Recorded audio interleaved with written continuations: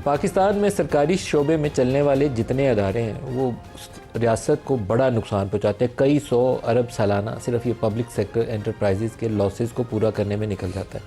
पाकिस्तान में एक खाम ख्याली ये भी रही है कि बाज़ इदारे जो हैं वो रियासत के लिए बहुत ही नागुज़ीर हैं। स्टील मिल बेच दी तो पता नहीं बहुत ही कौमी खसारे में नुकसान हो जाएगा पाकिस्तान को। PIA चलेगी तो एक स्ट्रेटेजिक एसेट है, फिर पाकिस्तान का क्या बनेगा ये नहीं पता कि उसके बाद हमने कई 100 अरब वो जो डेड वहाँ पे मशीन पड़ी हुई है स्टील मिल्स की, सिर्फ उसमें 300-400 अरब उसके बाद और झोंक दिया।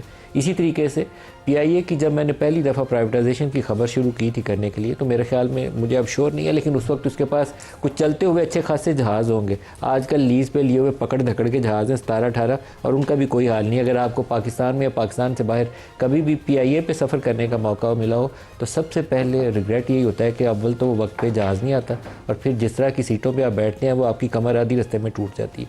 तो वाई नॉट प्राइवेटाइजेशन, ये मुझे बात समझ नहीं आती।